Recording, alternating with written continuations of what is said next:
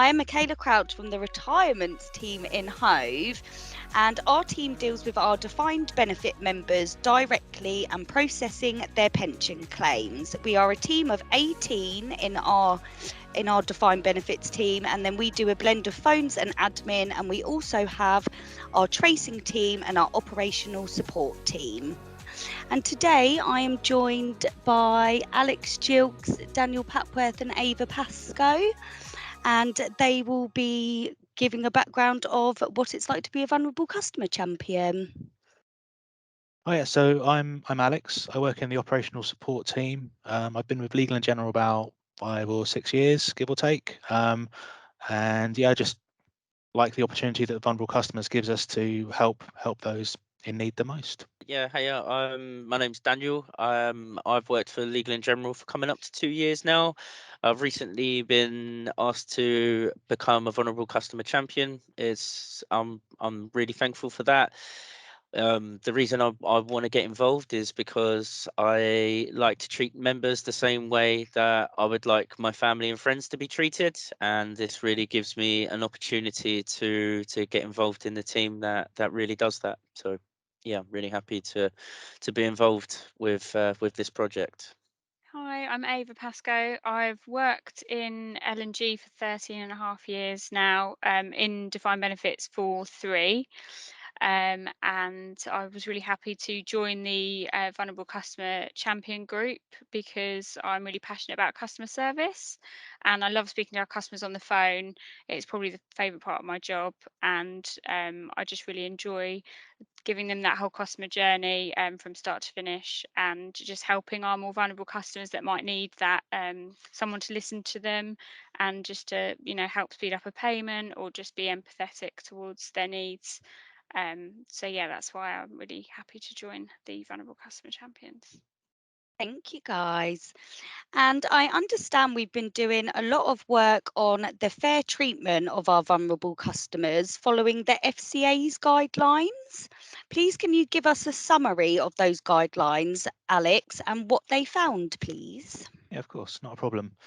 So we've actually been supporting our vulnerable customers independently of external guidance for a number of years now, and we've now aligned ourselves with the FCA guidelines and drivers. A recent survey carried out by the Financial Conduct Authority identified that 53% of adults had characteristics of vulnerability, some long-lasting and others transient, such as broken bones or bereavement or something like that.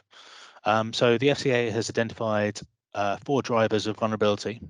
The first being health. Health is our most important asset. When we have it, anything is possible, and yet even a temporary illness can greatly reduce our capabilities. When individuals have long-term health conditions such as living with pain or battling addiction or undergoing treatment, everyday tasks can become very, very challenging. The next driver is life events. So that would be bereavement or redundancy or relationship breakdown. All of these things can put us into a position of vulnerability. Other life events include like taking care of like relatives or being a victim of crime or being involved in a road traffic accident. The result of all of these is that your life instantly becomes more complicated. And then we have resilience. That's just the ability to cope with like ill health or challenging life events. And because we're all different, it varies from person to person how well we're able to cope. So, for example, somebody on a low income with no savings would be less resilient to the financial shocks we've been subject to recently. Without support, their situation can quickly worsen, leading to debt and stress. Capability, that's the ability to access products and services. Some people are going to find it difficult because of a lack of digital know-how or low literacy skills, or perhaps just a lack of knowledge. And they're all just barriers to them being able to access products and services that we all take for granted, perhaps. This can be compounded by low confidence or learning difficulties, or if English is not their first language. Thanks, Sue. Thank you. A lot of work going on there. And what does this mean for companies like Legal & General, Ava? Well, these guidelines are important to us because we see a lot of vulnerabilities in our sector. So typically, most of our customers are of the older generation, so they do tend to be of retirement age or older. We speak to members that are even in their 90s because we do unclaimed at 90 letters and things like that. So we need to adapt the way we speak to each customer as an individual based on their personal circumstances and needs. So we need to show empathy and build rapport with that customer, listen to them, and just be there for them so that we can help them in any way possible. For example, using that vulnerable customer toolkit is really helpful on the phones. We need to give them the best customer service that we can and a positive outcome. So just making their journey easier basically with us and going that extra mile to help that customer, because the impact of their vulnerability on their customer needs, will affect how they do things, and we want to make that as seamless as possible. So we would, try and make that as easy as possible for them and just help them in any way that we can, so they're happy with how they're treated by us. Thank you. And does Dan have an example to give there? Yeah, Is it that one? had a lovely lady, didn't you, Dan, that had been dealt a really cruel hand in life and gone through quite a lot in a short space of time. Yeah, so I received a call from a lady. She was returning a next of kin tracing letter. Her husband had passed away and had an unclaimed pension with us. We sent out a tracing letter to try and find the next of kin so we could pay the money that was outstanding to the members next of kin. And through speaking to this lady, I realised pretty early on in the conversation that things weren't right. She opened up a little bit to me and explained that, like in the last couple of years, things have been very difficult for her. The main thing she was putting across to me was how lonely she was and how difficult it was to tackle those issues by herself. And it was a really, really sad call. And once, once I'd gotten off the call, the first thing I did was speak to the other vulnerable customer champions that we've got. And, I spoke about what had happened, what we can do to try and do anything for her, and we sent her out some flowers and a card to just let her know that people are thinking of her, and she isn't so alone. And so that's what we did. I used the toolkit that Alex made,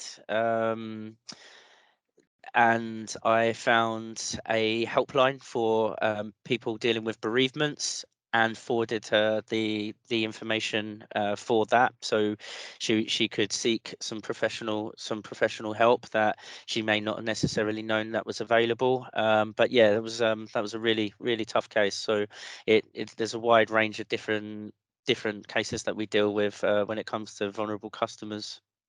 And then she called back and got through to me and asked to speak to Dan, but Dan was on another phone call at the time. So I said, "Can I pass a message on?" And she was so grateful, really chuffed to get her flowers. She said how much it meant to her and she really appreciated it. And she just said how kind and thoughtful Dan was. And it just really put a smile on her face that day. So it was just really, really lovely feedback to hear.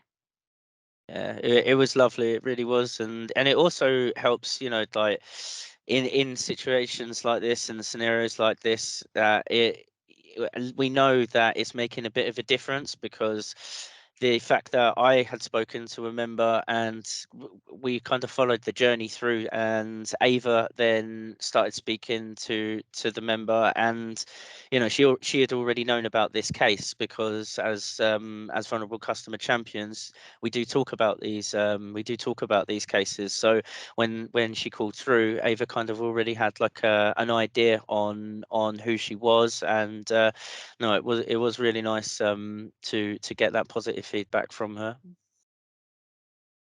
Amazing, nice touch. And I know you guys have just briefly explained about the Vulnerable Customer Toolkit. And Alex, I understand you led on the delivery of our Vulnerable Customer Toolkit. Can you tell us what it is and what it's used for?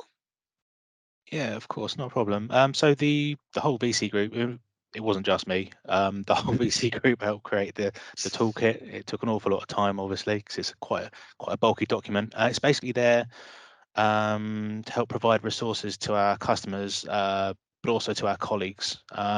We all have the potential to experience vulnerability either directly or as we support our friends or families.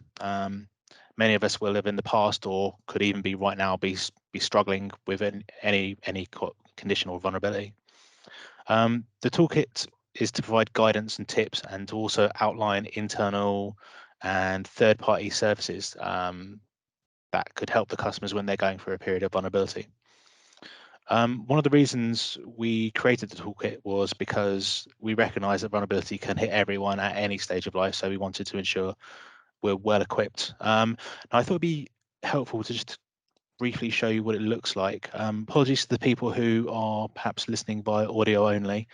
So this is the front page. Got lots of links, different vulnerabilities, different groupings. These are the FCA drivers. So for example, let's go for visual impairment.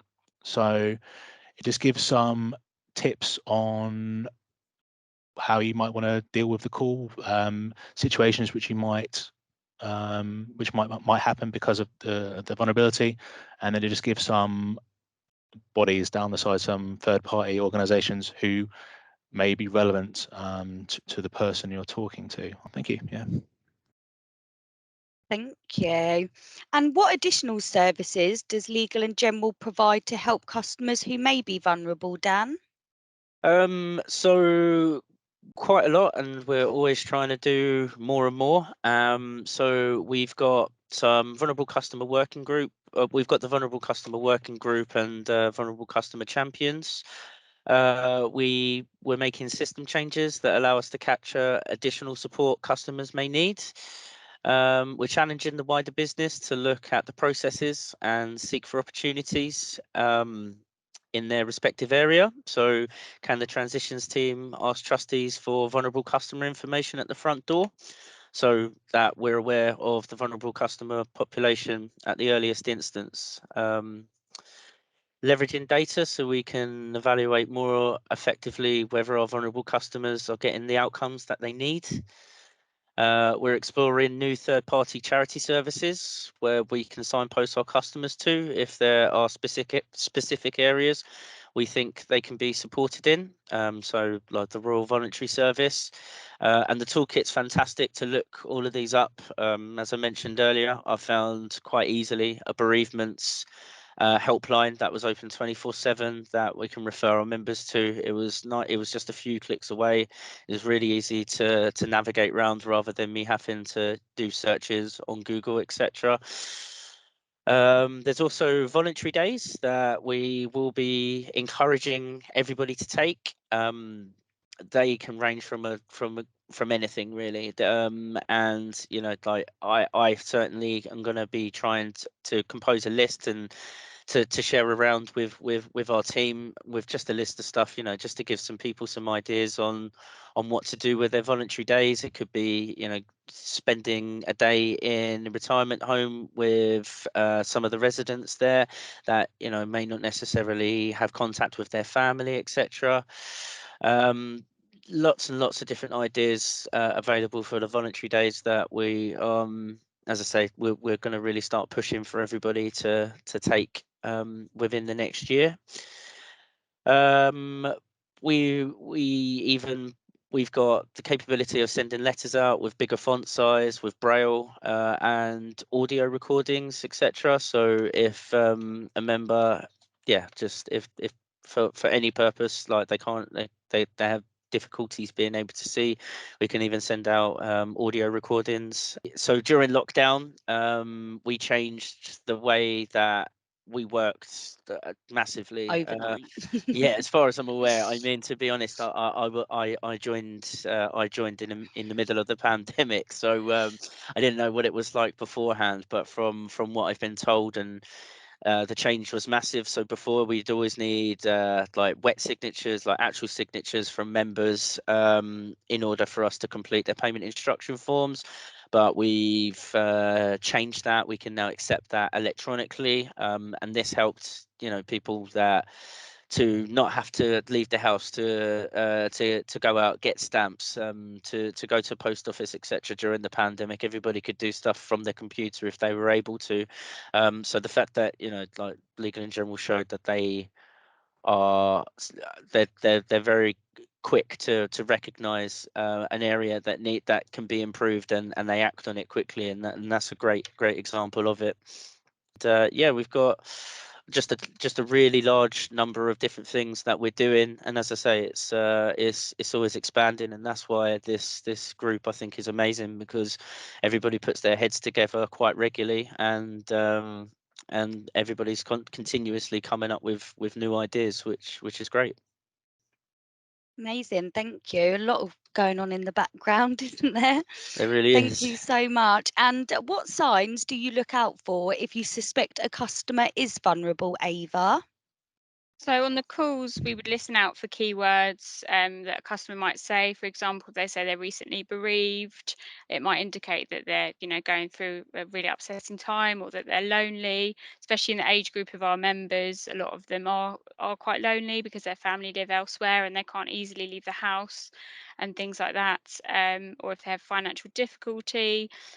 We have such a huge wide range of vulnerabilities in all different shapes and sizes. Obviously, there's the mental side and the physical side. So, you know, if it's mental side, it'd be more sort of depression, anxiety related, or obviously physical, you know, illnesses and ailments as well that just stops them being able to do things as easily. So sometimes it just be a case of taking ownership of an urgent payment. So if they urgently need the money for some reason, we can take ownership on that call. And if it's a process we do, we can make sure that we set up that payment that day. So from when we receive the form, we can set up that payment that day, and then we can get one of our authorizers to authorize it the same day. So it's all done in one day, and then it's just the bank clearing time of 3 to 5 days after that. So yeah, things like that. Sometimes members just want one-to-one contact, especially if they're going through, you know, something really awful, and they just want that same person to speak to every time they call up, so they don't have to relive the trauma of what they're going through every time, because obviously it would be quite painful to them. Last year I had a vulnerable customer, which was really tough, tough case to deal with. Actually, she was a victim of domestic abuse, and she was very open with me about it, and sort of poured her heart out on the phone, and it was incredibly upsetting. I think she just wanted someone to talk to, because I don't think she had that many people that she could just chat to about it. It was affecting her in so many different ways. It wasn't even in just the physical way, it was financially as well, because, you know, her ex-partner was in charge of the house and all the money, and it wasn't signed over to her as it should have been. There was fraud going on as well, there was all sorts going on. So I just made sure that she just sent her payment instruction form directly to me, and then I just got that set up on the system straight away, the same day. I think there was a couple of things missing, so I just rang her straight away and said, "Look, we need this bit of ID. Please send it to me." So yeah, the turnaround was really quick. We've got the payment set up on the Money Out system and paid to her the next day. So yeah, that's an example of an extreme case. I think if any one of us had received that call, we would have acted in the exact same way, because we are just, as a team, I think, really empathetic people. We do treat our customers as humans, and, you know, not just numbers. And we do want the best for them, to help them in any way that we can. Thank you so much for that example, Ava. That was a bit of a tough one to deal with, isn't it? Thank you.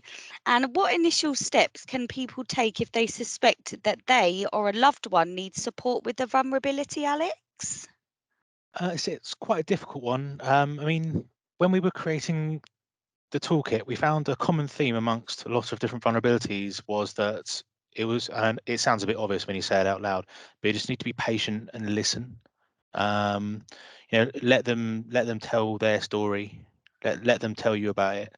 Like you shouldn't be trying to diagnose someone based on what you see as symptoms. What you're seeing could overlap with other vulnerabilities, and it could actually just be a bit of a red herring. Just let them just gently kind of raise your concerns and just talk to them about it.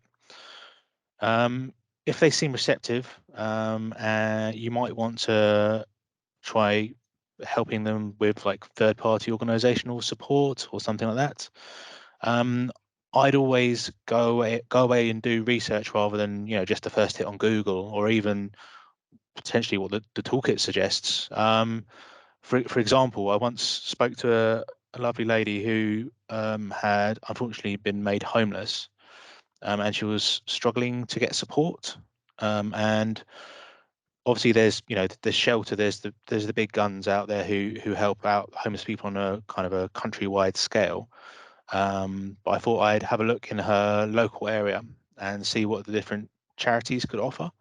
And I found that lots of organisations, they cater to like the under 25s, but once you're over a certain age, it's very slim pickings. So yeah, on that occasion, I was very glad that I did that little bit of extra research so I could give her a bit more of a bespoke response and make sure she was hopefully getting the help she needed from the correct place to save her going around the houses. So it's difficult, but you like with enough patience and enough time spent, it's well worth it. Thanks.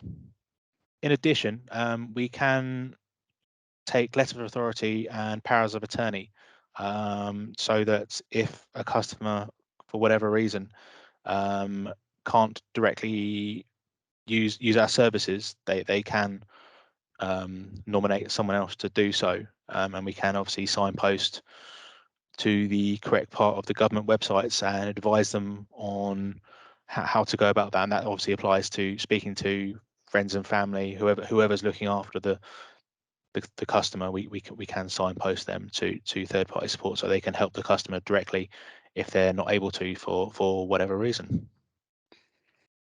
Thank you so much, all of you. And I just want to bring the podcast to a close there, and just kind of mention and touch on what Alex had briefly said earlier, that I just think it's important to recognise that we all experience vulnerability, so not just physical, whether indirect or direct. And I hope this podcast has been very useful. And if you would like to reach out to any of us, or if you've got any questions, or if anybody would like any more information or advice from any of our vulnerable customer champions, you can either email our team directly at DB, which is Delta Bravo, retirements with an S on the end at lng.com, or you can call our team on 03450 778 778, choosing option 3. And I would just like to thank all our speakers again for their time. Thank you.